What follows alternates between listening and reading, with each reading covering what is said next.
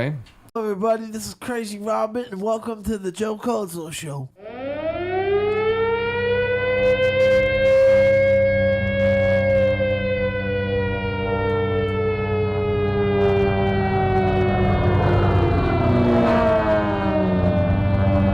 Welcome to the Joe Cozzo Show. We are back.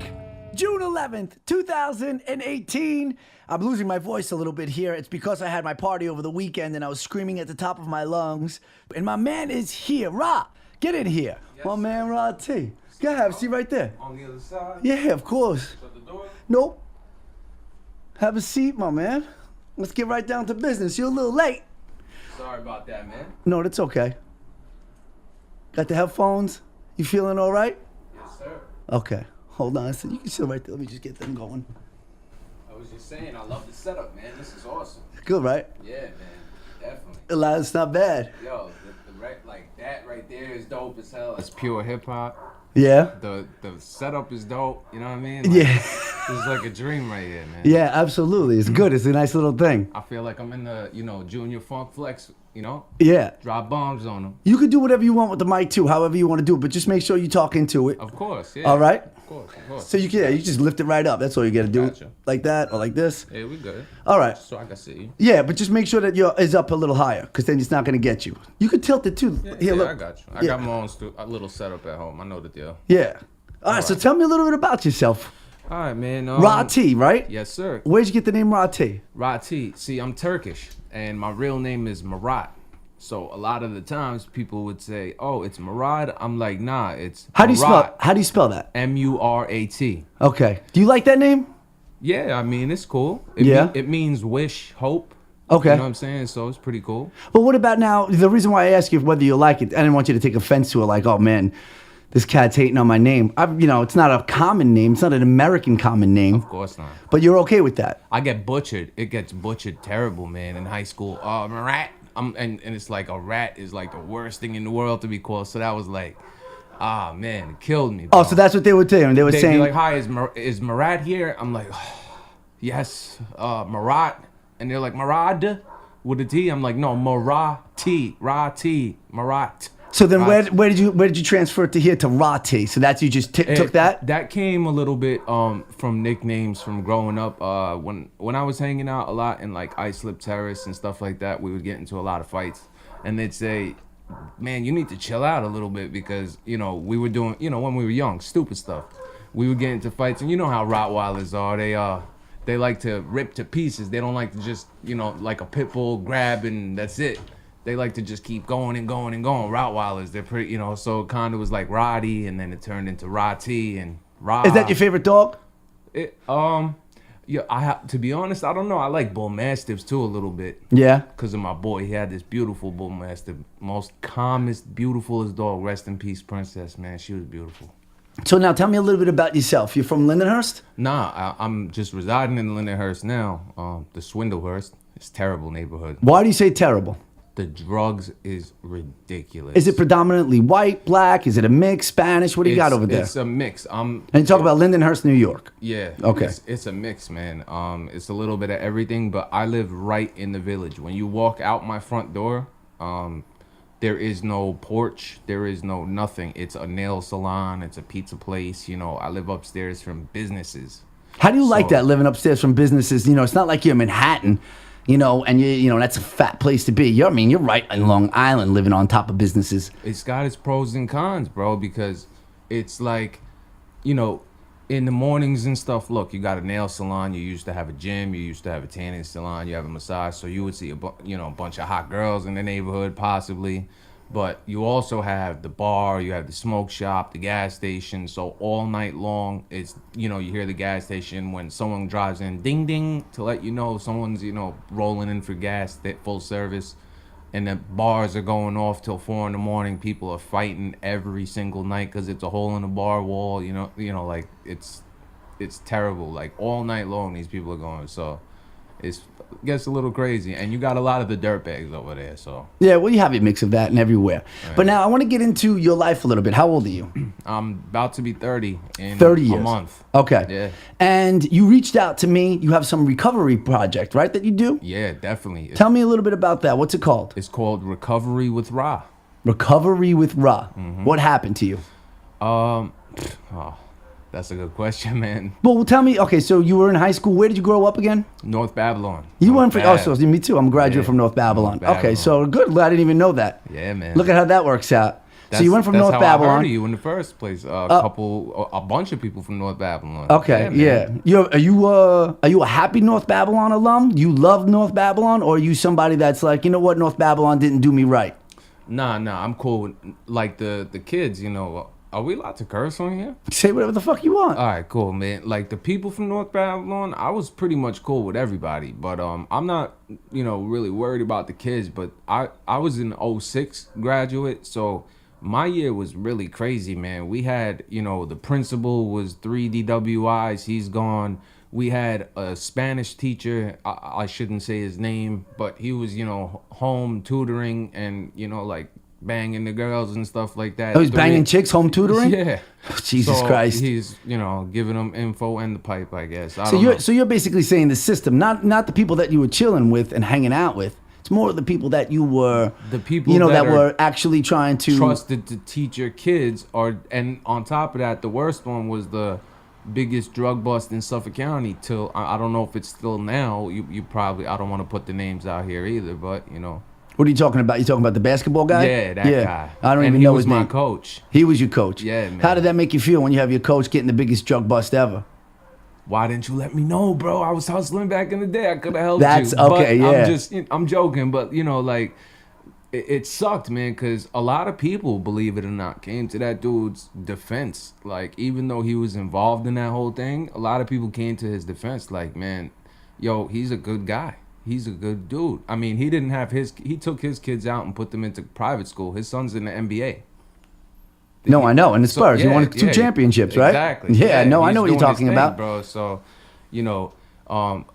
if I was able to get on a stand and say something, I'd say this guy I would have never expected. Like, this is a really intelligent individual, really cool, really motivational. He does all these things for the kids. So a lot of that money probably went back into whatever he's doing, and a good portion of it went to helping kids, man. Like, what more do you want from the guy? So now tell me about you and your, should I say, the roller coaster ride. You're in high school. You doing drugs in high school? Yeah. What kind of drugs you doing? Well, I started off in middle school, actually. What, Robert Moses? Yeah. Okay, so you're in middle school. What are you doing? Smoking weed?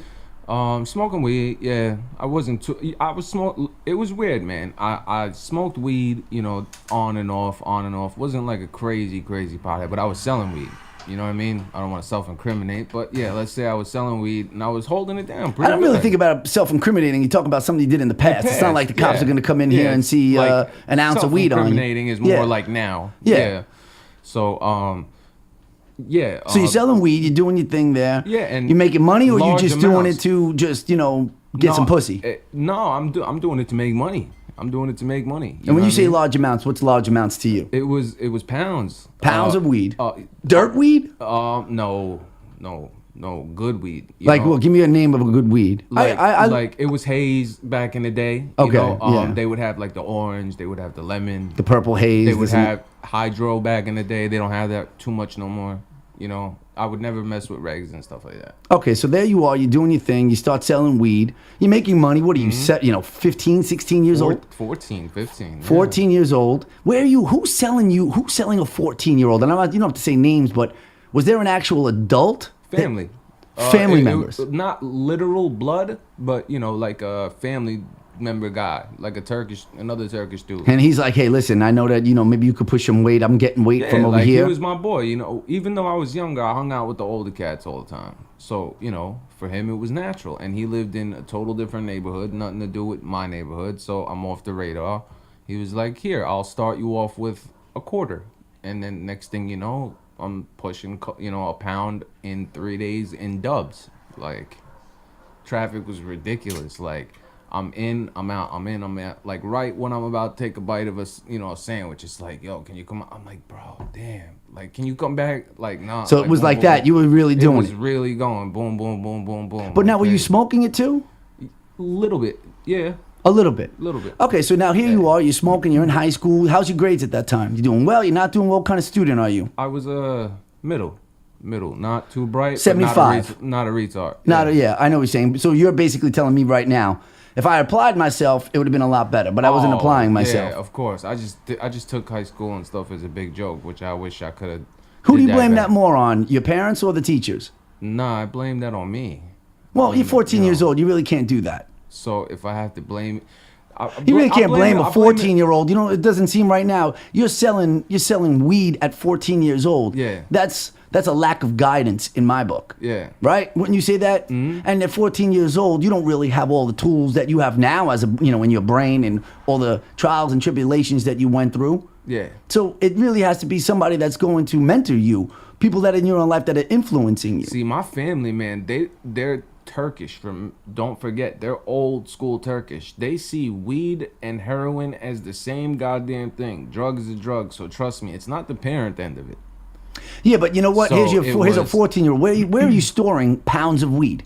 Down, like at that point, we actually had a house with our name on it, paying the mortgage, all that crap. So I had my own downstairs apartment. My sister got married. She moved out. I had another sister, but I'm the man, so I'm getting downstairs. I have studio. I record. I do this. I have a bunch of people coming over. What do you At 14 years old, you're recording rhymes and stuff like that? Because we're going to get into some of your songs, too. Yeah, at 15 is when it started, but 14 I was going and paying for studio time. But even though I would still have a lot of people coming over, I had a girlfriend. She would come over all the time. Like, my sister wasn't real. She had to sneak or more if she had a boyfriend or something like that. My father's not letting that happen. It was like old school, you know?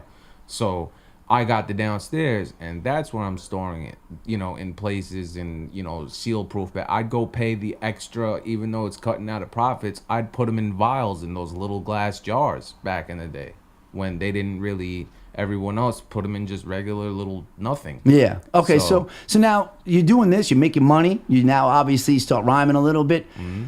What's the point that what's the next drug that you're doing that all of a sudden puts you down into a downward spiral? What are you doing at that point? See, what happened? The thing that ruined me, I should say, is I was playing sports a lot of the time, but I would also have to help my father. My father owned 3 gas stations, one in Wyandanch, one in North Amityville, and one on Pine Lawn. So 2 of them hood, 1 of them nothing. And I would, try out for sports for like middle school and high school and stuff like that. So they would tell me I would hit the weights and I'm still in the middle of like puberty and all of that shit. So my body's still growing. I'm trying to be, maybe I lifted something the wrong way or too much or whatever, but I hurt underneath my shoulder blade, my left shoulder blade. I went to physical therapy. I went to doctors. They gave me all sorts of different medications and stuff. And one doctor, dumbass, for some reason, decided to give me Percocet. Okay. He gave me Vicodin. Vicodin. He gave me Vicodin. So something like that. So now here you go. You got these Vikes, and next thing you know, what? And next thing you know, have a nice day. I'm off to the races. What do you, and when you mean off to the races, you get prescribed Vicodin. You probably get maybe 30 count, 60 count at that time, especially. Yeah. What are you doing? You get prescribed. Usually, they say take it 4 times a day. How does that progress? See, what happens is my family doesn't expect me to be. They trust me to the fullest. So they're not gonna hold my bottles for me or no. I just take it. I'm not gonna keep bugging their mom. It's about I'm not a kid. Like even though I am, but I'm not. So I would have, all right, take 1. Next day, all right, take 1, and then gradually take 2, take 3, take 4, take 5, take the bottle, take, get them on the street, get more, like, and it was crazy. I even remember a scenario where I was in 8th grade and I got pulled down, not even from the loudspeaker from the office. They came in, had a security guard come into this room. I was in like a business law class, and it would give you college credits too. You had to pay to be in this class. And I was done early, so I'm putting my head down. I'm sleeping. I just ate the Vikes. I was eating them in school and stuff like that. and the security guard comes in and he says, come with me, bring all your stuff. I'm like, where are we going? He's not telling me anything. I walk in, it's to the office, the principal's, dean, whatever's office. So all the, people are there, the superintendent, the principal. So you come in now, you're here, you are, you don't know really what's going on. You're a little nervous though at that time, right? A little nervous. Not really. I just thought maybe something else with somebody else happened. Okay, so you didn't know that they were onto you in any way. Yeah. Okay, so now here you go. You come and sit down. Tell me about that vibe right there. You sit down, there's everybody around in the table. Yeah, man. It's like a big round circle, like an Oval Office, and it's like the Secret Service, man. I'm like, what the hell is this? So you see like a security guard over here. You see a real legit cop right next to the principal. When you see the cop, that's when you know. I'm like, oh shit, something's about to go down. Yeah. And then you see the assistant principal, the superintendent. Blah, blah, How many blah. Vicodins are you taking at a time at this point? A lot. What's a lot? That specific day, since it was just school, just as many as I could. I think it was like 10. 10. That's a lot, though. That wasn't a lot. That's not a lot at the time, but that's what I had. The kid gave it to me for free, so I was like, all right, I'll take it. And at your peak, what would you be taking? How many Vicodins a day? Bottles. Well, I don't know. Bottles could be 30, 60. A day. Yeah, How many are you taking a day? See, Vicodins wasn't really where it was the most I've took. What are you doing, Roxy's? Roxy's and stuff like that was where I got a lot. And explain to people what Roxy's are. Roxy's are oxycodone. It's a step up from Vicodin. Vicodin is a different drug. Percocet is more similar to Roxy's, but Roxy's is like an oxycodone. It comes in 5, it comes in 10, it comes in 15, 30. You talk about milligrams. Yeah. Okay. And the Vicodin's the most is what, 10 milligrams? Vicodin, yeah. Vicodin is hundreds or 500s and 1000s. So they had it like that. Okay, so now here you are, you're taking these Roxy's, right? Mm-hmm. And what were the yellow pills, the Vicodins? How many milligrams? That was the Percocets. The yellow ones? Yeah, yellow's a Percocet. I know, I thought yellow had that, and you could break it, the yellow Vicodin. Yeah, no, that was the Percocet. Okay, so similar. It's very similar. Okay, so it was a Perc 10, whatever. What you're talking about. So now, how many is the most? You would get up in the morning, right, and right away you do what? 5, 6. 5. Right out of bed? Yeah. First thing? Mm-hmm. Are you like going to brush your teeth first? You go get a cup of coffee first, or are you just waking up and it's there? First, you take the pill and then you go do what you gotta do. Okay, so 5 pills as soon as you wake up. At least, yeah. Okay, at least. Mm-hmm. All because right. I gotta figure out how many throughout the day. Because at that time, there wasn't any 14-year-old kids selling the crap. You know what I mean? So I gotta make sure I can make this work for the rest of until I get more. Yeah, but now I want to just I want to go back a little bit here, take a step back, because we were just talking about you being in that room with the cops. All of a sudden, out of nowhere, you jumped right into doing all these Vikes, right? Yeah. You took this pain medication, right? And they prescribe it to you, right? Right. So you do a couple here, you do a couple of there. What made all of a sudden, like, was it you just jumped from taking 4 a day to doing 30 a day? Or was it a slow progression? How long did that progression take? It was mediocre, like medium. It wasn't slow. It wasn't fast. I mean, once I realized I had a tolerance, then it was fast. When you mean the tolerance, like you were like, oh, wait a second, I just took 2 and it's not really doing anything for me. Right. Now I want to take 3, and then all of a sudden 2 days later, 3's not working. Next thing you know, you're up to 5, and then here you are taking all of these pills a day. Now, before we get back into this sit down with the cop there at school, right? How many are you taking a day on the average? Like, what are you up to? What's your tolerance up to that day? And this is years ago. I don't know how to say, what's my average? Let's just say 10. Let's just say 10. Keep 10 it a day. Easy. Let's just say 10. Well, 10 a day is not a lot. A day? Oh, a day. Okay, so let's just double it up. Let's say 20. So 20 a day, you're doing 20. Let's say 20. All right, so now you sit down. Here's the cop, the dean, the principal, your parents there? My parents are not there yet, but they asked if I would like to sign a waiver, and if I don't want to sign a waiver, we could either wait for my parents or we can, do it later on. So which is really like that's such a bullshit thing, because that's just that's a trick right there. They should have had your parents there anyway. You're 14, 15 years old at the time, but you're nervous, so you're probably like, I'll just sign the waiver, right? I said, you know what? Don't bring my parents. You don't need to. Just sign the waiver. Like, so what happened is, okay, so I walk into the room and, everybody's sitting down and they sit me down. They take my little backpack thing, whatever. It was like one of those Jordan backpacks. It wasn't like a, backpack. You know, the one with the strings? Yeah, I know what you're talking about. So I had that. And I had like a couple, loose leaf papers, a binder, maybe one book or whatever. And I kept it like that. And, they were like, okay, we're going to search you. Here's a notice. Do you want us to call your parents and ask for permission, or do you give us permission? We're going to let them know anyway. But I just wanted to know, do you want them here, or do you want us just to get through it and then whatever? I said, just do it. Go ahead. I didn't even know what the hell they were talking about. So first, they sit me down. They put a pill on like the center of the table. And they say, okay, blah, blah, blah. Sir, do you know what this is? And I said, can I look at it? And they said, yeah. I said, I could pick it up. They said, yeah. So I pick it up and I'm scoping it out. And I'm like, I put it back on the table. I'm like, looks like a pill. The guy got so fucking pissed off because he thought I was being a smart ass, And I was. But he was like, yeah, but what kind of pill? I'm like, I don't know, a Motrin. I'm not sure. Like, so you're playing it off right now. You're not really playing into their game. What's going on? Like, what does this have to do with anything? And they just kept saying, like, your name's been coming up over and over, and blah blah blah. People keep mentioning your name, and that you're either using or selling or doing this and that. And what was your reaction to that? I was like, what? I was like, what are you talking about? Like, there were, and one lady next to me, one of the deans, she's like, why is your eyes so red?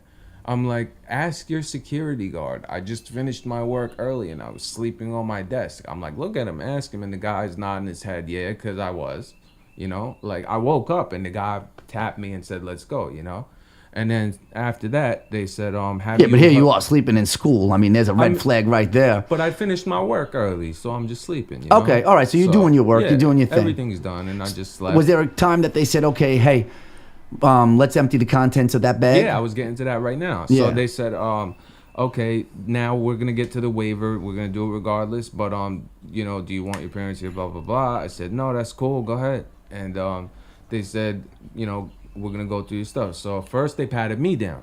So they patted me down like I was in jail. Spread your legs, do this. Searching me, search your shoes, socks, everything. And after the shoes and the socks and all of that kind of stuff, they said, all right, let's go through your binders and your backpack and everything. And they did it. And these guys literally took they opened the 3-ring binder and they everything to the floor. Every single piece to make sure. And they're scuffling, like the binder together, is the backpack together, because it's one of those smushy ones. See if there's maybe a secret napkin in there hidden somewhere, like in the folds. They're going, flipping it inside out, and they couldn't find nothing. And then they said, okay, could we search your locker as well? I said, sure, just can you do me one favor, sir? They said, what's that? I said, when you find it, can you let me know where it is? I'd love to use it. That was stupid. I was serious, though. I didn't know, I've been asking them for years, and I just couldn't find it. You're talking about your locker? Yeah. Oh, I thought you meant, can you find the drugs? I want to use it. I thought that was... No. The locker, Can yeah, I put my books in so it, that means basically you're saying, I don't even... God, you can go to that locker, but I don't even go in there. There's nothing there. I've never even seen it. So how did they find anything? They didn't. Nothing? No. You didn't have anything on you, or you had it hidden in a spot that they couldn't find it? I ate it a couple classes earlier. All right, so now what? So they don't find anything. There's nothing there. Yeah. Now what? They just let you go? They just let me go. Oh, so right but there. Then, now then they came up 3 more times, but this time through the loudspeaker, and I told them, listen, you had your chance to get me. Now, every time somebody mentions my name, pulls my name out of a hat, you guys are calling me down to the office. From now on, you're taking time out of my, to get my education. This is becoming harassment. What did your parents say, though? Did your parents eventually say, hey, listen, we know that you got pulled out of class. These people are thinking that you're on drugs. What's going on? No, they did ask about it, of course, but I was like, I don't know what the hell's going on. The drugs, people are probably selling them and trying to find someone to blame it on. I played it off. I was living like a double life, Yeah. So now here you are, 14, 15. Let's fast forward here. What was the peak? What was the point that you were doing the most drugs of your life? About 2 years ago. 2 years ago. Uh-huh. Okay. Hold on a sec. You mind if I just answer this real quick? Do your thing, bro. You know who my boy... All right, here, let's see if we got... Welcome to the Joe Cozzo Show. Who's this? This is the Naughty Chicken. Robbie, I'm doing the middle of an interview. Say to my man right here, say hello What's to up? Rah T. Hey, who is it? Rah T. Hey, Rah T. Rah T, what's up, man? What's up? What's up? What's up? How you doing, bro? This is the Naughty Chicken. Uh-oh. Is this Robert? Yeah, it's Crazy It's Robert. Crazy Robert. What's up, man? Hey, kid. I seen you driving the car, bro. Good job. He's from North Babylon too, Crazy Robert. Oh, you do rap? Yeah, what'd you say? Yes, sir. I do rap. Yeah, he does rap and everything. But listen, let me go. I'll call you when we're done. All right, baby? All right, Joe. All right, later. All right, sorry about that. You know, he's going to call now He says, nonstop. you do rap?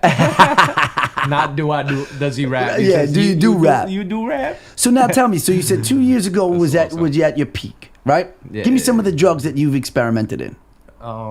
You know, I did the psychedelics, was not into that. You know, Yeah, and when you say psychedelics, acid, mean, mushrooms, stuff like that. not acid, but mushrooms, this thing called salvia, which was, oh God, terrible. Never would I recommend that to anybody. It's technically an incense, it turns out. Never would I do that again. Okay. What else? Psychedelics I wasn't into too much, but other than that, Do you ever sniff heroin? Yeah, that's how you start. Yeah. Okay. Did you shoot heroin? Yeah. So you were really getting into it. So Yeah, you I was banging. Whatever you can do, banging. When you say you're banging, you mean that you're taking the needles. How many? If you were sniffing, how many bags were you doing a day? See, a bundle is 10 bags. Yeah. So however much money I could get is however much I was doing. So your life came to the point at 28 years old, 27, 28 years old. Whatever you can get your hands on money-wise, that's what it was, basically, right? It wasn't, let me get money so I could buy stocks. Let me get money so I could even buy food. It was, let me get money. I would go days without eating to get that. And it was whatever I could get my hands on. Yep. But now here you are, 14 years old. You were doing Vikes. You were doing these pills. Now you're 27, almost 10 years later, 28 years Well, it old. started before that. You just asked me when my worst was. Yeah. But yeah. But now you're almost 10 years into it. Did you ever overdose? Yes, I did. And I only overdosed one time. And it's a long story. It's a crazy story. I'm going to make a video on it for recovery with Rob. But I went away. I went to Turkey and to Germany to try to run away from my problems. I tried to get 2 months away. I actually did a music video in Germany while I was there too with 2 German rappers, but they flew me out to Germany. I was just gonna go to Turkey. So I went to Turkey and I went to Germany 2 months, came back, shot up 3 bags and died. And I don't mean overdose, died. I mean, I don't mean just overdosed. You flatlined? Dead, yes. 4.5 minutes. Okay, so where were you? Here? I was in North Babylon. Okay, so and you went where? To Good Sam? They brought me to Good Sam, yeah. So there you are, flatline. Now, let me ask you this. Do you have any recollection of the last time that you injected that into your arm and then all of a sudden, and fell into it and like, oh shit, something's not right? Yes. You did? Yes. Tell me about that feeling. When I did it, I went to my boy's house, but I went and I did it in his bathroom because he wasn't really down with that stuff. But he knows I'm going to do what I'm going to do. So he's cool with that. It's my brother. I consider him like my brother. And I told him, listen, bro, I just got back. Like, I've been freaking fiending for this shit. Like, just let me do my thing, Like, don't bust my balls about it. He's like, all right, bro, whatever. So I go into his bathroom, do it, and it's been 2 months. So, like, the veins have come back a little bit. It was really easy to find. I was like, all right, let's get this. So, boom, I did it. And then when I did it, I went, cleaned everything up. Went into his room and he was like, yo, you want to go outside for a cigarette? And I said, yo, I feel it in my leg, like in my feet. And it was like really like itchy. And you're not supposed to feel it in your feet. You're supposed When you mean to, feel it, are you saying like you felt like... it was tingly. Tingly. Like really tingly to the point where it's almost like I had to take my shoe off and keep scratching my leg. So like, you knew tingle, at that point, oh shit, something's up. I was Something's like, not right. This is not. I thought maybe it was a bad cut. Maybe it's allergic. Maybe I'm allergic to something. I'm not allergic. But you're not to really anything that I worried know. about bad cut at that point because you have to know in the back of your mind that Something's you not could right. always get. No, I'm talking about in general. You always could get a bad cut. You have no real idea Right, until you right. try it. Right. Nobody's going to sit there and say, oh, yeah, just be careful with this one. A couple of people told me it might be a bad cut. Nobody's saying that to you Right. when they're selling it. So here you are. Every time is a roll of the dice that you could have Yeah, a bad of cut. course, and of I'm course. sure at this point, and how old were you when you OD'd? This was March. No, hold on. It was. I'm 20. I'm 29 now, about to be 30. This was about 4 years ago. All right, so 4 years. So you're doing drugs for a long time. You're living in North Babylon. I'm sure you knew or knew people that knew that people are ODing on drugs, right? Yeah, it was March 2013. March 15, 2013 is the exact date. But it didn't matter at that point because you're knee deep in the game. I'm and in. Yeah, and it doesn't matter. Whatever, you're gonna roll it every time. Uh-huh. So now here you go. You know you get that tingling in your feet. Tell me what's going on next. So I said, yo, I feel weird. Like, it's like I feel it in my feet. I don't feel like how I'm supposed to. And my boy's like, yo, you want to go for a cigarette? Let's go. And I'm like, nah, you go do your thing. I'm just going to sit down and chill for a second. He was like, all right. You know, like, even though I was a junkie and all that, I wouldn't steal from my friend. Like, I still had morals to some point. I would, I stole from my family. It's crazy how you say that too. Like You ever think about that? Here you are, you're saying you have morals for your friends and you wouldn't steal from them, but really you had nothing for yourself. Right. You know, It's if weird. because think about how backwards that is. You are the most important person in the world. Right. Who you are. But yet you'll still fuck over yourself, but not fuck over your friends. Right. It's backwards, right? Yeah. When you think that, It's- and don't you think that probably a part of your recovery is getting to that inner self, saying, "I'm Oh, loving yeah. me, and I'm doing this for me. Forget about my friends and embarrassing who. It doesn't matter here." That's probably the most important part of your recovery. Of course. Is worrying about you. That's the most important thing. Yes, absolutely. Okay, so now here you are. You're not going to steal from your friends. You said he goes out for He a goes smoke. out for a cigarette. He comes. Luckily, for some reason, he comes back in short. You know, he was on the phone or whatever, and he cut it off. And he came back, and not to see if I stole anything, or he knows I wouldn't do that. So he comes back, and it's fucked up because his sister actually died in that same place, that same bed that I was sitting on at 14 years old from drugs, but not to get high or anything, just because she tried it or whatever. She took her and it was a grandmother's bad. stuff. And it was a bad batch. No, it was pills. It was like She OD'd on it. Yeah. And Okay. She went to sleep and never woke up. you Okay. know? And I was in the same place. So he comes in and he sees me and he's like, "Holy shit.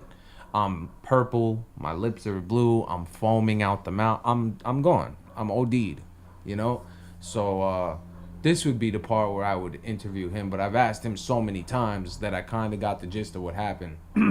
He screamed, "Dad, call the cops, whatever."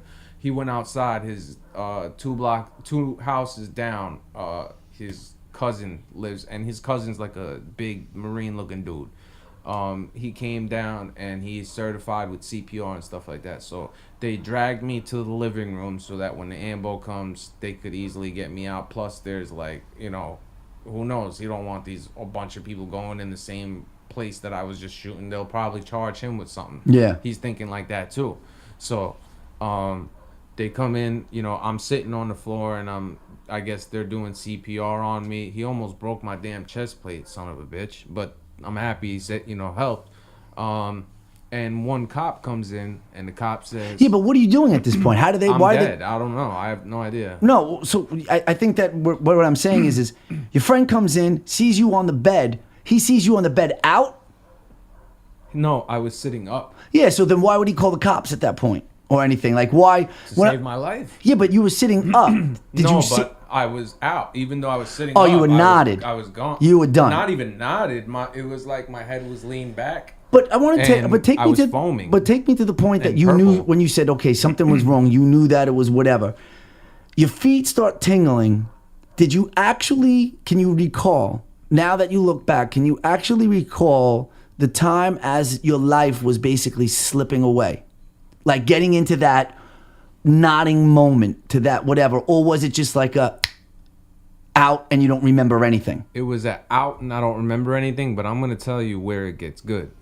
Now, the cop comes in and instead of doing anything, he's waving his hand in front of my face. Hey, buddy, are you awake? Hello? And my friend's like, are you a fucking idiot? He's dead. Like, get the fuck out of here if you're not going to be any helpful. You're just a waste. Yeah. So the ambulance comes in. I guess they take me or whatever. And they didn't just take me in the ambulance and drive away. He said they sat there for like a good 20-30 minutes before they left. They gave me 27 shots of Narcan, which is, I don't know if you know what Narcan is. No, I don't know what that is. Narcan is what they use to reverse the heroin. So to try to, get your system back to what it's supposed to be. So they gave me 27 shots of that, and they gave me the electric defibrillator, the 3 shots of to try to bring me back. And at that moment, that's when I had my outer body experience. When you mean out of body experience, what was going on? Were you in space? Did you see Jesus? Did you see a light? What was it? See, I never believed. Did you see yourself? I saw. Check this out. I float. See, this is the ambo right here, and there's a little window to the ambo.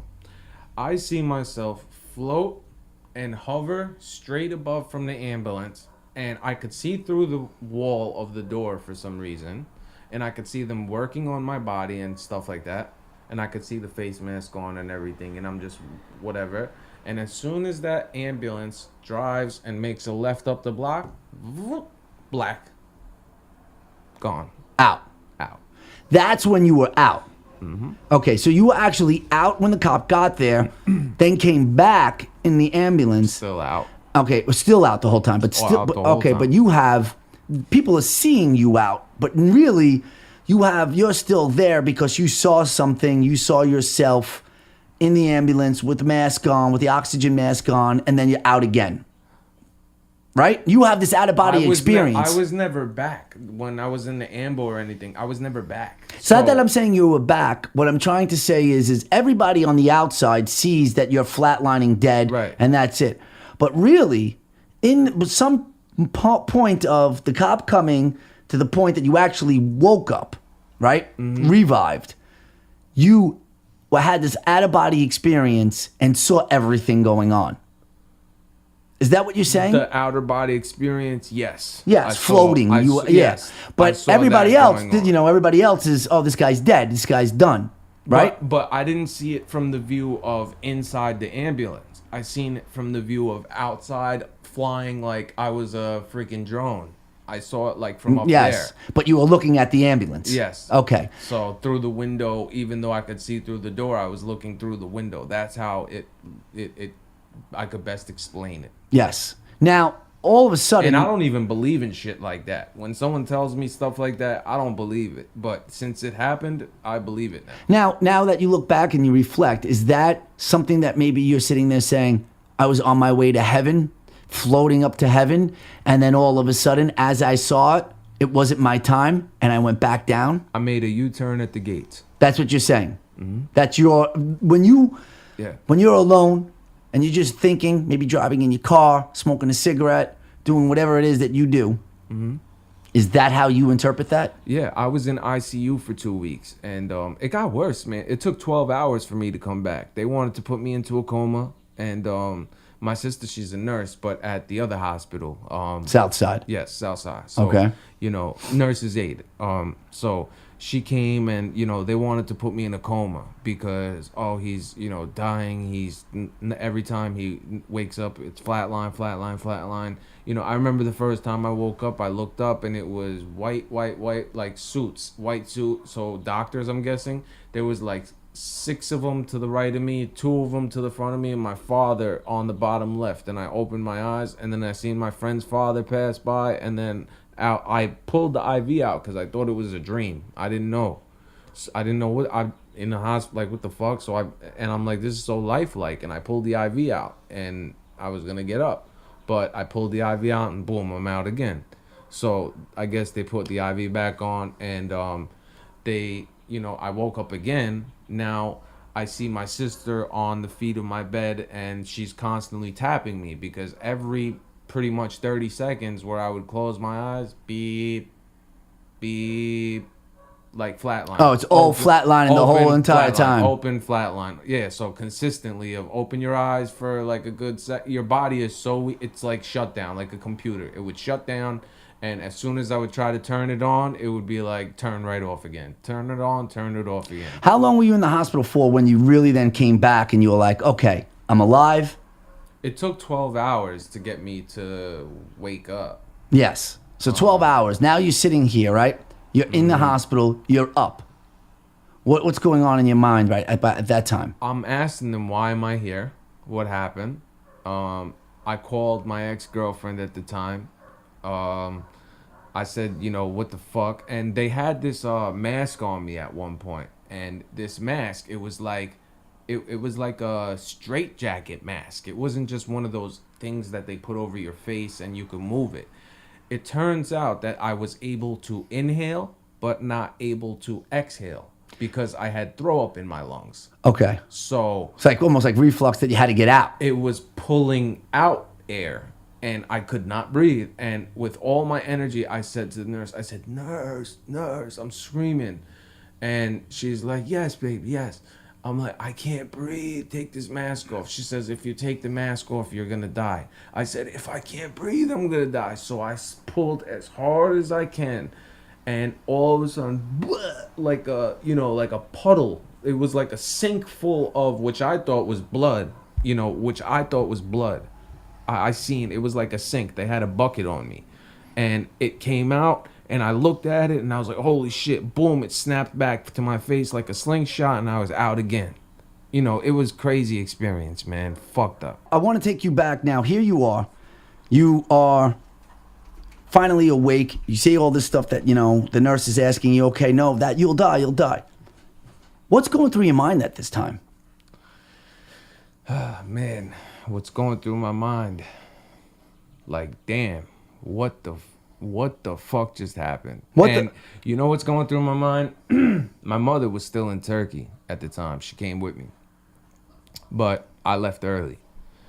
I was telling everybody, please make sure you do not tell my mother. So that's all you worry, but that's not going to happen. All I'm worried about. Yeah, it's all you're worried about is no one. But I don't know that's going to happen because my family, they're, Oh, and you're not in high school at the time. Family first. That's what it says right there. Like they have. And you're pointing to a tattoo on your forearm. Okay. Yeah, so now, but what I'm trying to say is, you're how old were you again? This was what?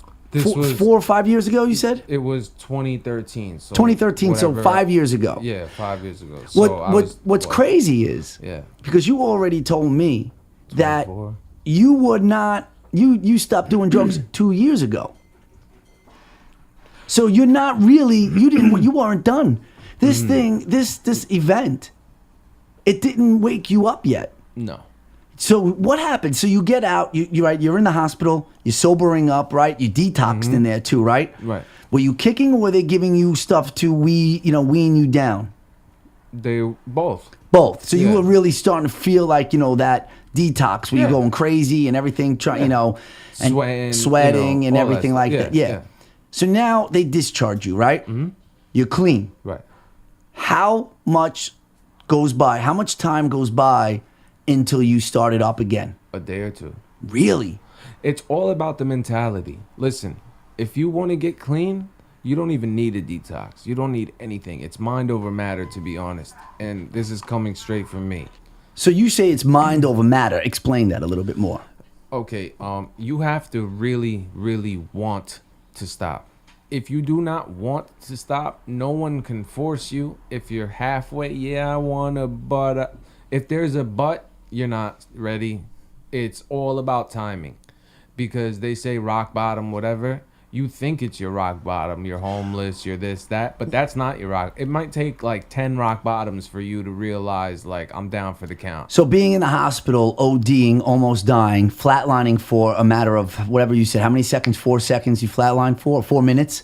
4.5. I was dead for 4.5 minutes, but flatlined every 30 seconds. So here you are, but that's not your rock bottom.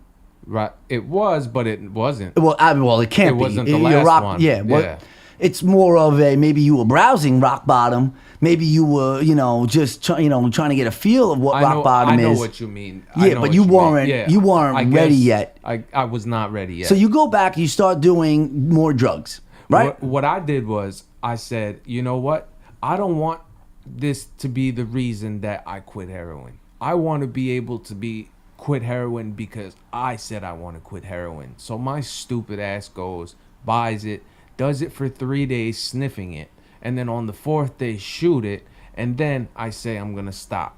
I stopped for like a couple days, and then I did it again, back at it. But there was a good 3 years where I was on this thing called Suboxone. It's similar to methadone. Yeah, you go to the methadone clinic and they give you these things. It's basically legalized heroin, if you really think about it, and it's monitored.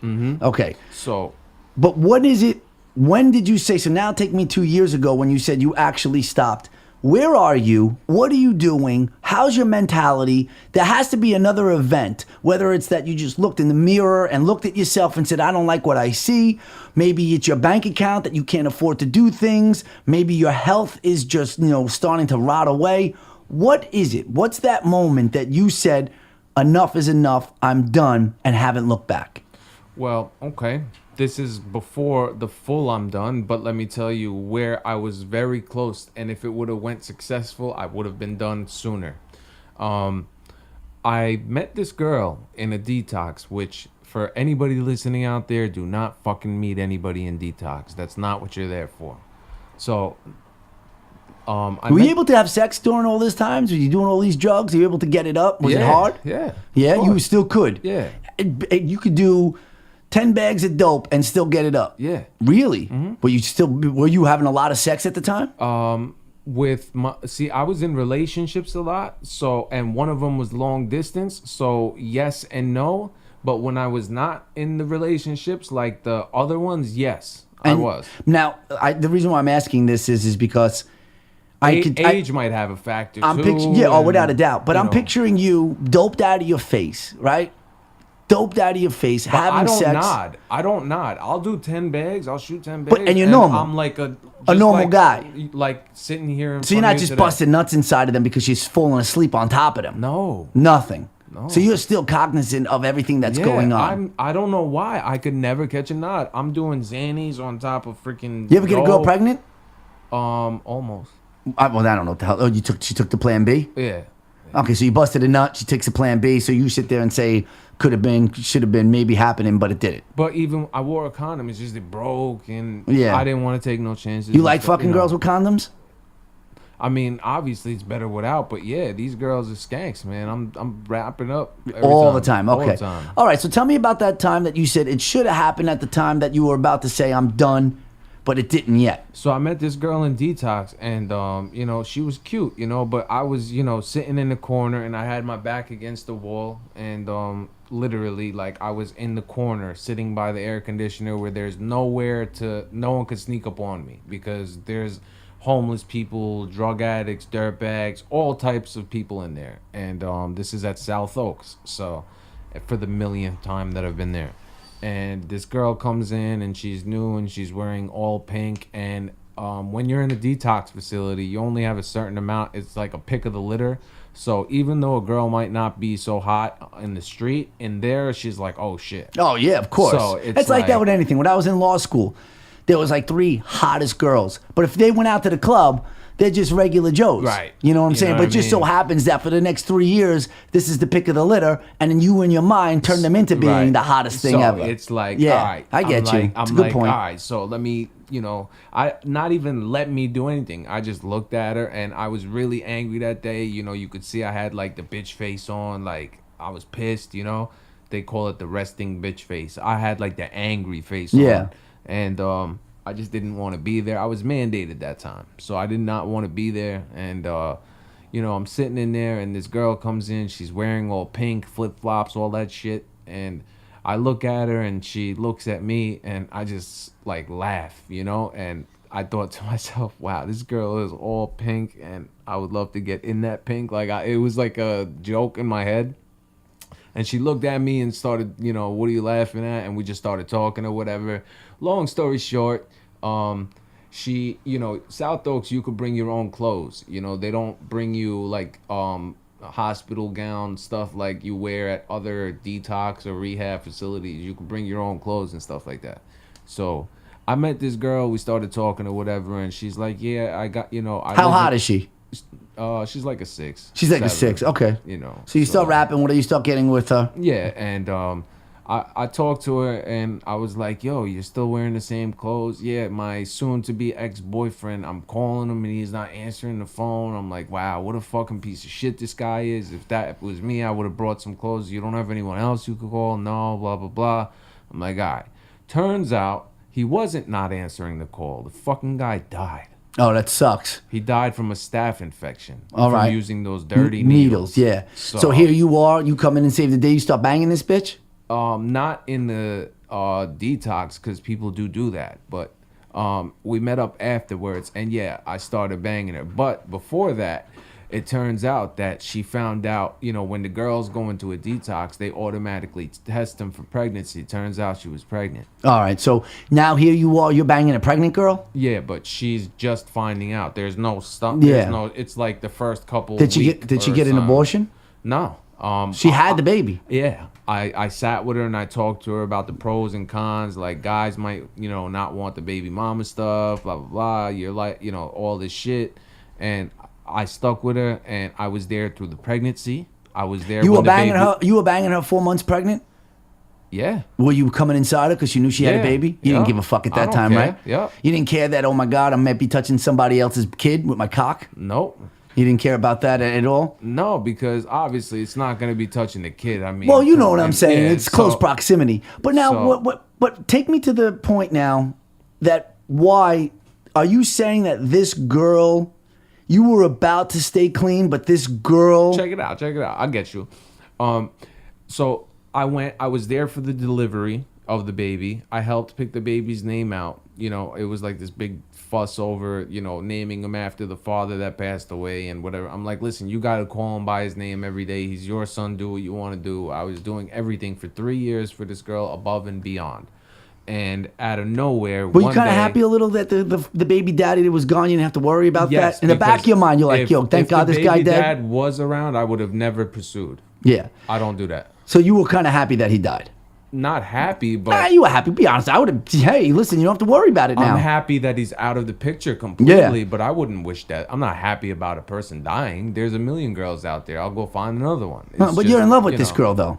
You're falling for her. You said just now that you were with her for 3 years. Yeah, but I mean, when you first meet the girl and you find out, there was no love or anything. It was just she's pretty and that's it. So what happened? She has the baby, and what do you guys start? You guys start using again together? No, that's the time we were clean. Well, Suboxone, I don't know if you consider that clean. I don't. Clean is clean. Yeah, so, but I wasn't using any of drug of choice or nothing. Yeah. I was just on Suboxone. And not go to a doctor every day. It was just the Suboxone. Once a month, come in, get it, and that's it. So get me to the point now. Let's just cut the chase. Long story short, she said, yo, fuck you, out of nowhere, not fighting, not nothing, fuck you, don't call me no more, we're done. I was like, all right, can I at least be in the little man's life? I love the kid. I really grew a thing attached with the kid. So, no, you can't. And he's not your son. So that fucked me up and I relapsed. You relapse, you go back. And what do you, when you say relapse, just real quick though, what are you doing? Give me the list of drugs. You doing H again? Yeah. Right back to it. Now take me to the point when you're done. When you sat there, because I want to get into this little recovery thing that you have going on. Gotcha. Recovery with Rah. Okay, gotcha. So what happened was one day, I'm doing it, whatever, and I'm running out of veins. My arms, my hands, everywhere is done. So I said, damn, this is fucking terrible. Like, I would miss, shit hurts like a motherfucker, and I'm like, all right.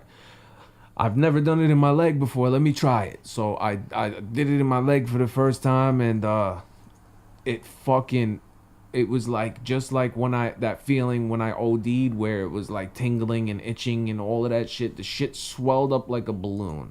For 3 weeks, I couldn't walk on it, and I just told everybody I sprained my ankle, like my family. Yeah. I sprained my ankle.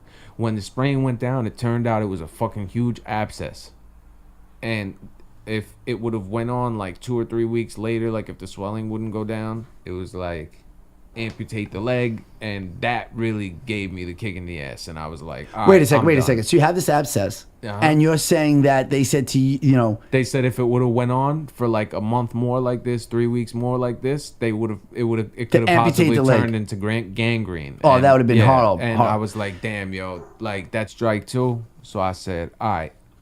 I went to the I'm on a methadone clinic now as we speak, but I'm 8 weeks from being done. I go down 10 milligrams every week. They started you at 40, went up to 200 milligrams, and now I'm on 80. So next week is 70, next week is 60, next week is 50, 40, 30, 20, 10, 0. Now, okay, that was with the ex-girlfriend crap. So with the abscess thing that came to my leg and all of that shit. tell me now, you're totally done when you say, that's it, I'm done. And I don't want Suboxone, I don't want, milligrams or of this, of that. Mm-hmm. When are you done? Now, this is what happened. I was already on the methadone program at this point when that happened. You find your methadone, the way it works, it's supposed to be temporary, but you got lifers in there. You're supposed to go on it. It's supposed to be a temporary thing till you find your dose where when you're shooting heroin, it blocks it. You're supposed to stay on that dose and realize, wow, I'm paying and shooting and it's not doing anything. So you get rid of the heroin and then you stay on that dose for a little while and then you get off. That's how it's supposed to be.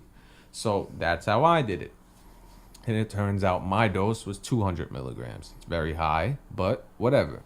So I did that, and once I got down to it, I almost made it last summer, but I realized, damn, it came up to like August, late August, and I want to do this in the heat because you get cold sweats, you're freezing. When you start getting off of Yeah, everything. when you start getting off of everything. So Are I you said, off of everything right now? No, I'm almost. Like I said, I was on methadone. I'm on methadone 80 milligrams. In 8 weeks, I'll be off everything. Everything. Are you nervous or are you excited about it? But Both. here's the other thing, too. You said before, if it's your mind wants it, your mind can do it. But Mind over everything. But bro. why aren't you minding it? Why aren't you saying to yourself, you know what? If that's true, if your philosophy is true and you're going to really go by that, Yeah. can't you just stop then? I can. Then why don't you? Because why would I want to put myself through more torture than I have to when I could just easily smooth sail and Short term torture to get your body the shakes, to get it totally done. And really, like you said, over mind, over matter. Think about what the Suboxone could be doing internally to your body. The This methadone. the methadone. Yeah. This stuff isn't good for you. No, it's terrible. Yeah. Rots your teeth, So- your brain, all sorts of terrible. Okay, so things. then It's there the you go. worst. So then there you go. Why can't you take the old advice that you were giving and say, mind over matter, I'm done with this, and put that shit to bed? Put that whole past, the drugs, depending on Suboxone, depending on methadone, being dependent on all of this stuff, and say, you know what? I'm done. Because you're doing this show. I could and I should. And anything I say is an excuse. It is. Anything I say is an excuse. Yeah, and it sounds like it to me. And I'm So- not trying, don't take this the wrong way, but. Nah, let's be real. Yeah. Let's be real, bro. Why would you not? Okay, now you have this thing called recovery, with Rah. Rah. Yeah. What is that? Okay. Is that like almost a reality show of your life getting off of drugs? It's a blog of me making 15-minute episodes for the most part. I don't have a camera, so I got 5 people that donated, and I'm not working right now. My family is letting me rock out and just get this drug thing over with for once and for all. Finally, they're like, That's crazy that You you're know. even saying that though. Here you are. And again, I'm going to go back to this whole mind over matter. You're allowing your parents to pay and help you get through this thing when really you could really just nip it in the bud right now. But you won't.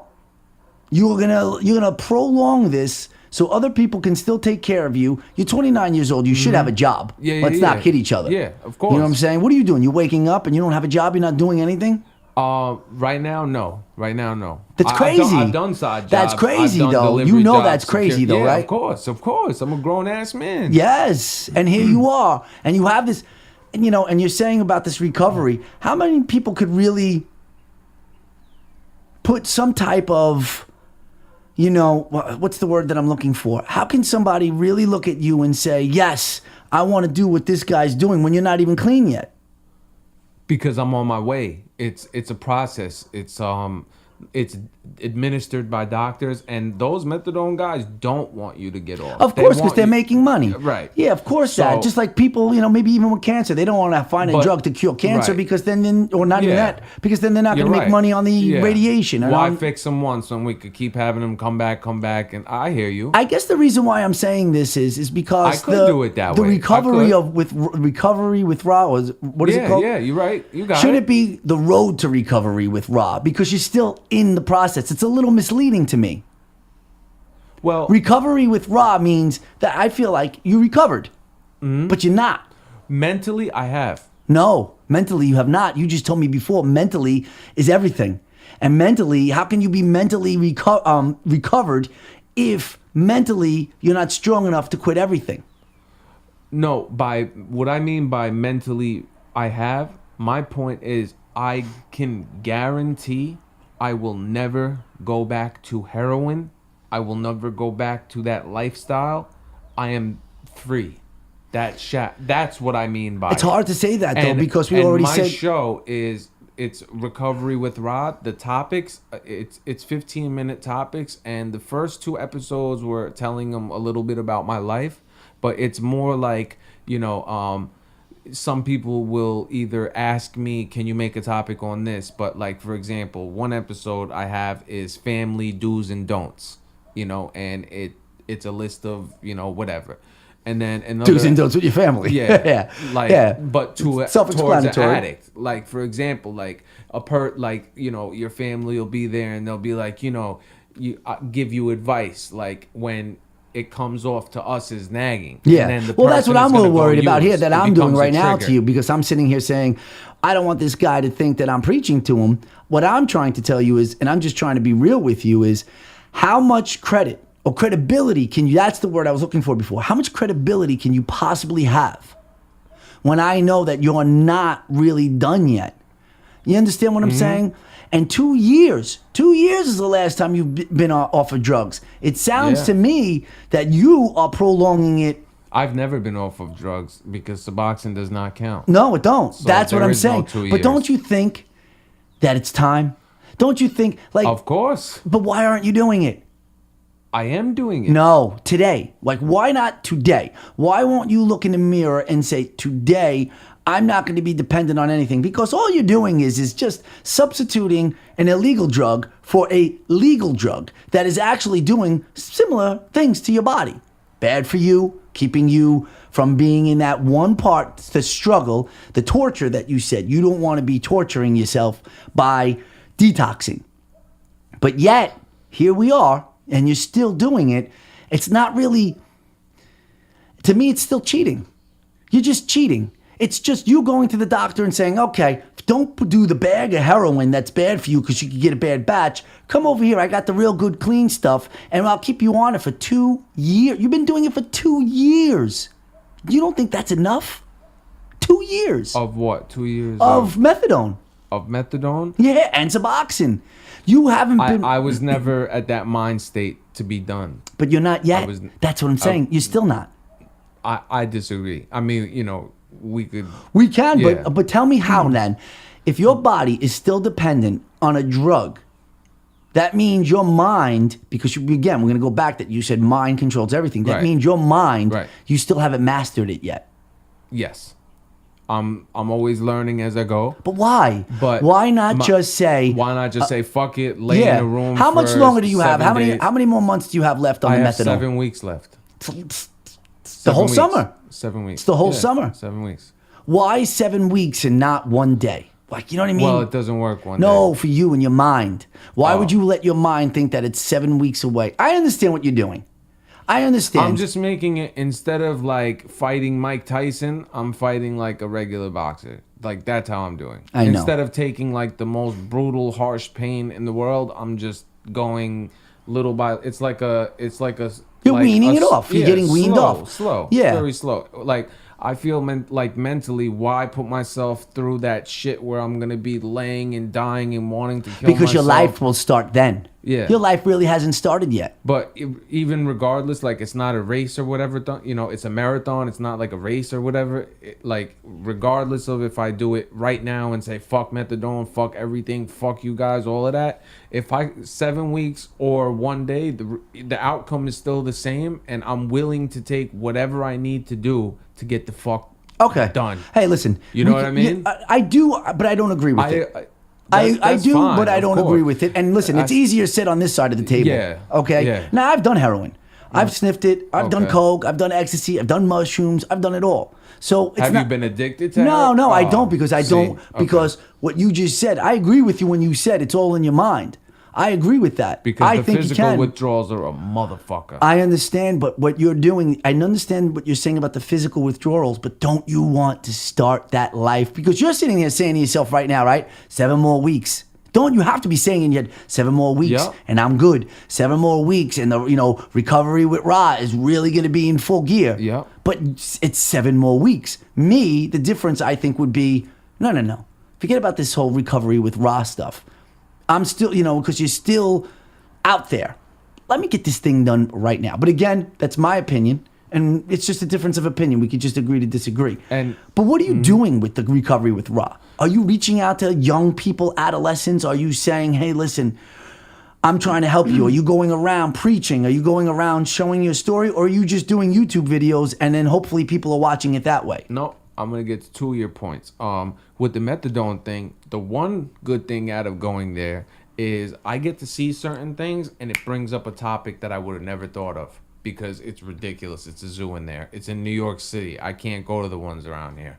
It's in the city. So anyway, what I do is I do the methadone and I do the topics, not the methadone. I do the topics and stuff like that, and then I'll record myself on my phone since I don't have the camera yet, right? Yeah. And I go on Periscope and I do open discussions about it. And not only that, I'll see somebody, I'll walk down the street, and just the other day, like I could literally show you in my camera, some kid came up to me and was like, listen, bro, I just wanted to tell you, I've seen your recovery with Rah videos, and I'm not gonna lie, I was gonna do something really stupid, and I don't even think he was talking about drugs, to be honest. I'm not sure what he was talking about, but he was like, you literally saved my life. Well, then there you go. And I was like, and I was thanking him while he's thanking me. Like, normally I get a lot of that on the internet, but not so much face to face. No, I understand. When he said it face to face, it was very,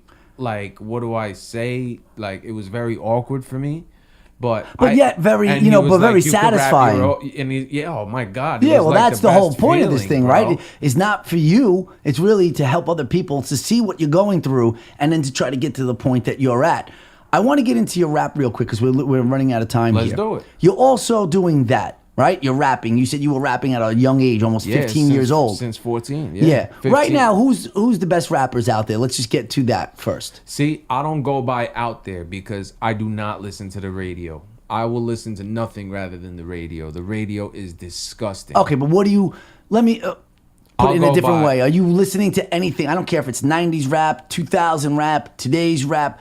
What rappers are you listening to? I listen to Eminem. I listen to Styles P, like The Lox, Jadakiss, Chic Luge. I listen to Joe Budden. I listen to... What about Post Malone? No? No. Surprised that you would say that being white. I And don't even know who he is, bro. you don't know who Post Malone is? Nope. Come on. I'm dead serious. Stop. Maybe if I see him, but no. You've never heard any of his music? No. All right, well, let's play a little something here of Post Malone because I don't know if I see here. Being in a rap game, right? You're in a rap game. You not knowing all the rappers and what they're doing. I know Do you know it's who a bad LaDainian? look. You know who LaDainian Tomlinson is? No. You never heard of LaDainian? He's a running back from the former Hall of Fame running back from the Chargers. Well, he came out. It's not important like that. But he came out with a line one time, and I heard him say. Somebody asked him, "How are you so great? What makes you different?" He goes, "Well, I studied greatness." And that's why I'm asking you about Post Malone, because right now I believe he's probably, top 5 rapper right now, even though it may be mainstream, and that's why you don't want to listen to it. but he's still out there. Here, let me play a song. Nah, some mainstream is cool, but these guys go overboard and play. Like, for example, I remember the last time I gave the radio a shot, and these guys all day long, it was a milli, Yeah, Lil okay. Wayne, every channel all day long, back to back. Let me play a song from Post Malone, and now that you're saying that you don't know it, and you just analyze it, you tell me, being a rapper, being in the game, and in rhyming and getting beats and production. All right, here we go. Here's one of his songs. Let's see what you if think. I could predict any of his rhymes too. Let's see. Okay, here we go. Yeah. Candy paint with the white on top. Lambo doors or the woo-up drop. If you busy plotting on what I got, kick in your door and swat you thought. $100,000 on the tabletop. Half price my whip, same price my watch. Got no jumper, but I ball a lot. Bitch, on your stony, I do what I want. Candy paint with the white on top. Lambo doors or the woo-up drop. If you busy plotting on what I got, kick in your door and swat you thought. $100,000 on the tabletop. Half price my whip, same price my watch. Got no jumper, but I ball a lot. Bitch, on your stony, I do what I want. Didn't know that was your girl when she gave me top. Kicked her out the road, said thanks a lot. Goddamn, I love paper like a Michael Scott. I can do things that your man cannot. Yeah. Slab boy coming down, damn, I'm hot. Everybody say that I gotta be stopped. Even though my final form ain't. What do you think of this? I think it's dope. That's pretty dope, right? Yeah, man. Yeah, he's got a dope flow. It's dope. Yeah, without a doubt. I wonder what his voice sounds like without the filters, but he sounds dope. So is that what you're saying right away as a rapper? You're sitting there saying he's got filters and everything. That's what. Because I engineer as well, so I could hear filters, but it sounds dope though. Yeah, he's got a nice little flow. Yeah, man. Without a doubt. But let's get into your thing here. Let's get And into it's some a of your laid-back songs. melody. Yeah, it's a laid back. dope. Yeah, man. I want to get into this song here, Knock Knock. Okay, that's about shady women. Shady women. Yeah, man. And you had that in your past, I would assume, to bring that up to you, Oh, yeah. right? Oh, yeah. For you to sit there and rhyme. Now, are you writing these rhymes by yourself? Yeah, of course. All the time? All the time. Now, I freestyle, I do it all. but where are you doing it? Are you doing it in the car and something comes to you and then you write it down on your notepad or maybe your phone? I do it on my phone. I do it on my computer. Anywhere. But do you ever sit there and say, okay, you know what? Today at 2 o'clock, I'm going to dedicate myself to writing some rhymes. Or is Yeah. it just natural? It just comes whenever it comes? Both. But you do make it a business. Yes. Your business to be, I have to go to work today and I have to do this. Yes. Okay. And would that be something like Knock Knock? Yes. And you have one girl in your mind this song relates to when, you don't have to tell me the name or anything, but when you listen to the song, No, this does is it bring you... This is multiple. Multiple and chicks. Majority of the, not all, for the female listeners listening that will take offense to this, it's not all girls. It's majority of the girls that I've dealt with in my life. Now, wouldn't you think that's a nature of your own environment, doing drugs, heroin, you're over at the clinic, you're out South Oaks? That's not where I'm meeting these girls. Well, I'm just, but you're not at the courthouse, in a suit and tie doing things, even though the courthouse has probably more riffraff than anybody that you could possibly know. But what I'm saying is, or you're not at, Wall Street meeting chicks. You're at certain locations. It's more difficult for you to meet anybody else, right? Wouldn't you say that? Yeah. Yeah, okay. But let's get into this song here. Let's see what it's. I'm eager to listen to this thing and see what kind of flow you got going on. All right, here. and that's actually a music video you'll get to see. If you guys want to see it, you guys go onto YouTube, RAH_T Knock Knock. All right, here we go. Check it out. And now we have to play again with someone else. You know what's funny? They never say no. No matter who they are, no matter how much they love their families. You're all the same. See the problem with these girls nowadays, man, they all the same. Acting like they love you, use and abuse you, it's all a game. Thinking you got game, but you don't realize it's realized since they entered surprise, here provoking you. Getting you to do things you really not supposed to do. Exposing you, couldn't find out it's your ex posing as someone new. It's tempted to, especially when she bad, you know it's fucking true. As if she came into your life, it's like it wasn't up to you. You become a pawn, a puppet, and they're your master, giving you some pussy, then doing fucked up shit after. You try to find the core of the problem, you even ask her, but she's a hood rat hitman hired to make. When you hear your own music like this, what's going through your mind right now? Tell me. I want to see what you think. You want to know what I think? I like your sound. Thank if you had a hot, if you picked up the tempo on this beat, and you did these exact same verse, and you did it a little faster, I think that it would be a little. For me, my opinion. Of course, it's very slow. It's very slow, so it's more like I went to the car and I met this girl. I got a bunch of songs. If you did I it, got a versatile style. I agree, but I'm just saying right here, I like the whole point of it. I like to do. Look at you in the barber. You fuck face, you got a full head of hair, and you're going to the barber. I wish I could still go to the barber. But anyway, I'm looking at his video on YouTube right now. But I like the style. I like the confidence. I like your voice. Thank you, bro. You have that grindy. Does it sound like anybody to you? Told me that the devil was pretty and very tempting. I make the same mistake multiple times. Interesting, cause it looks too good to be true, and it's never the best thing. Wrestling with my thoughts when my morals can't be bought. Bitches all the sport is foolish, thinking they can support. Who's that guy that had beef with Drake? Pusha T? No. Meek? Could be Meek Millie. Oh, yeah? A little bit. I get Jadakiss all the time. Oh, Jada, that's who it is. I couldn't think of it. Jadakiss from Are you serious? with Biggie. That's it. Jadakiss. That's who I couldn't think of it. Okay. I thought you were talking about that, man. Yeah, you got a little Everybody Jadakiss. Yeah, you got a little Jada in you. All right, what's the next song that you got that you want me to play here? I want to play a couple more tracks for you. What do you want? You want something up tempo? You want something You tell real? me. You want This something, is somebody. People can be listening to the Joe Cozzo Show. Here you are. You're on the show, and they're gonna hear your next song. If you're the DJ, what do you want them to hear next? Okay, let me come over to your side. What are you talking about? You got it on top of your head. What? Go to are you on my page? Yeah. Go to playlist. Go to playlist. All right, playlist. Talk to me. What do you got? Mixtapes ain't illegal. Mixtapes ain't illegal. Let's see what we got here. We got it. Rah. Okay. Here we go. Okay. Let's see. So you could hit track number 1. There you go. And the next track, this is me and Spectre. Oh, look at you. I love this. This is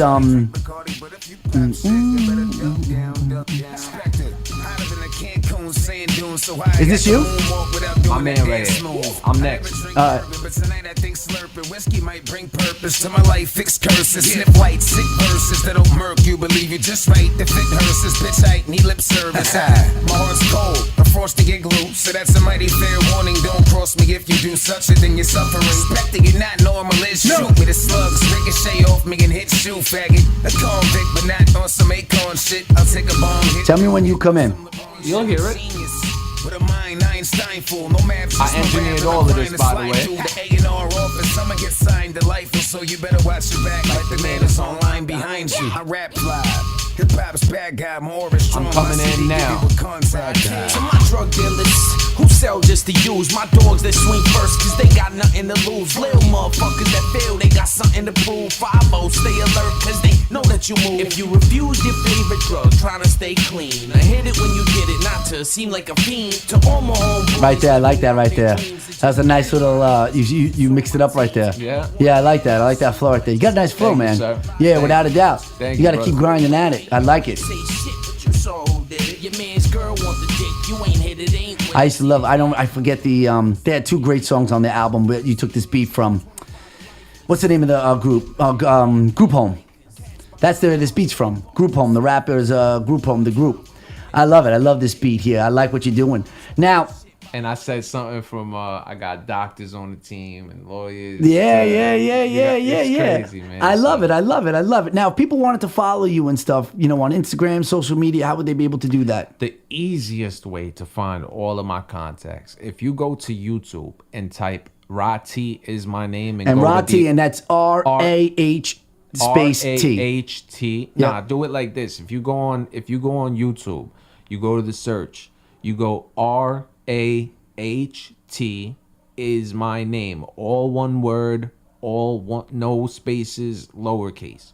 Rah T is my name. if you hit the About Me section, every single contact is on there. Facebook, Twitter, Periscope, Instagram, you name it, is on there. Yo, I love it. I love it. And I would love you to come back, especially after the 7 weeks. When you're done with that other bullshit, I want you to come back here. Now, listen, before I let you go, though, you freestyle for me if I put a little beat on? Of course. All right, here we go. You want like a real freestyle, or you want me a written freestyle? What do you think people give you the most respect?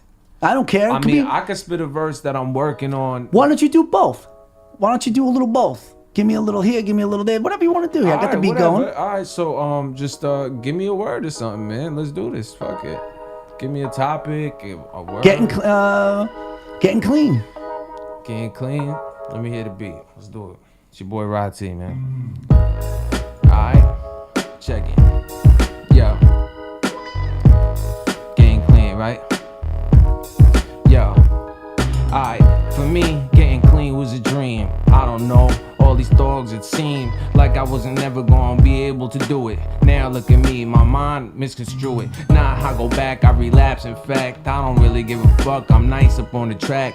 Do it for the Joe Cozzo. In fact, if you don't listen, man, you might get slapped. Either way, man, I come through and kill it. Me and Joe, we're just chilling. Talk about getting clean, I don't know. Me, I never lived a life, so here I go. This is what I'ma do. Nice with the flow, nice with the hands too, just so you know.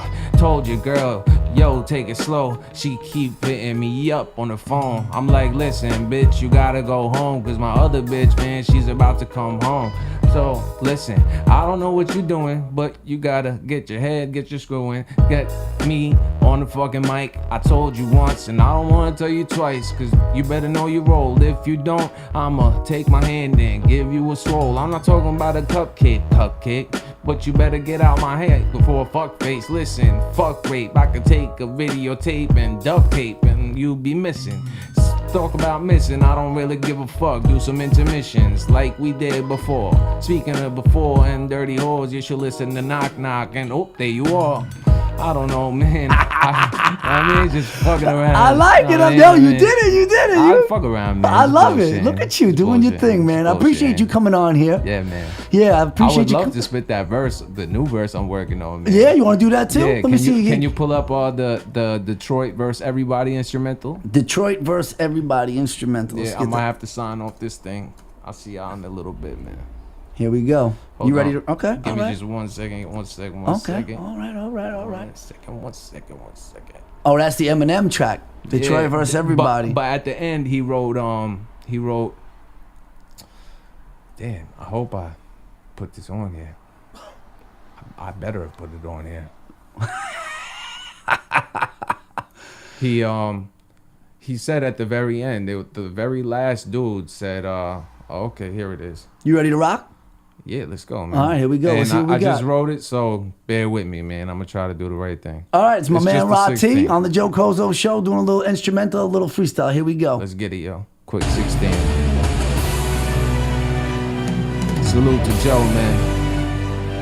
All right? Long Island, stand up, man. Yo. I swear that I will hit you and I rip through any tissue. Come at me like I'm unofficial. We gon' have some issues. I get through what I get through. Throw hands that won't miss you. You hit the floor, I get you. My knife's dog will stick you. Nah, I bullshit you. Rah T versus Shih Tzu. Dog, I really wish you get the disrespect I sent you. See with your battery, op man, they'll get you. Gassing you up and crashed into a rental full of gangbangers, bandanas with pistols. You get checked like terrorists, checkpoints with missiles. Then they bomb on you. No nukes, just a whistle. G-check, it's a test, cold sweats and drizzles. Body temp rising, reach and they will end you. This ain't a game, keep thinking you can pretend to. Fear there's a scent to an aroma that spreads through your whole body. You can't hide it, it won't protect you. Yeah, man, just a little sample. Just look a little at something, you, look at you doing your thing. You said cold sweats and drizzles. Yeah, man, just a little something. Oh, my man. All right, so I got Rah T here. Listen, Yes, I really sir. appreciate you coming on. And Thank again, you for having me, bro. and anytime you want to come back on, you let me know. All right, brother? Thank you, brother. I really Thank appreciate you. it. And I appreciate you, man. If I can help you out, spread the word anyway. Yes. I appreciate that, man. All right, you got it, brother. Once again, Recovery with Rah. Rah T is my name. Check me out. Thank you guys for having me, man. All right, thanks again. Yo, what's up? It's Eric Sermon, the Green Eyed Bandit, and I listen to the Joe Cozzo Show. Peace. All right, so that's my man, Rah T, in studio. That was great that he came by here. I loved his story. I loved what he was doing.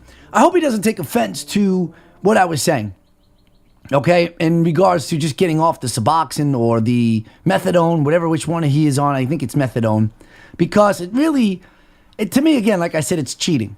It really is. But I love what he's doing. You know, we went through a lot of trials and tribulations to get to this point, okay? Almost dying. To me, if that's not alone enough to get off of everything, then I don't know what is, okay? But he's on the right track. He looked clean to me. He didn't look like he was falling asleep. He rhymed. He did the little hook. I loved it all. I loved it all. I love the rap that he's doing. Me, personally, he needs a little polish just to, he's got to get professional with it. But he's there. He's there. I love the rhyme. I love that when I said, hey, listen, just freestyle and off the top of your head. He did that. Then he did another rhyme off that Detroit verse, Eminem, whatever remix. I love that one too. So God bless him. I don't know why I say God bless, because I'm not a God guy, but God bless. Maybe he is. Maybe he believes in it. I don't know. But God bless anyway. And I hope there is a God, to be honest with you. Why wouldn't I not hope there is? Is there? I need proof. You know that. You know how I get down with that. Anyway, let's wrap it up here. June 11th in the books. If you want to be on the show, hey, just like my man Rah, what he was doing, he was instant messaging me on Facebook. That's how we got to know each other. Kept saying, yo, I want to get on the show. I want to get on. He's been saying he's been wanting to get on the show for months. Okay, and I'm just, I have so many things, so many people, so many interviews, so many whatever, but it worked out great. I'm glad that he got here. Again, that's Rah T. Check out his videos on YouTube and also his music.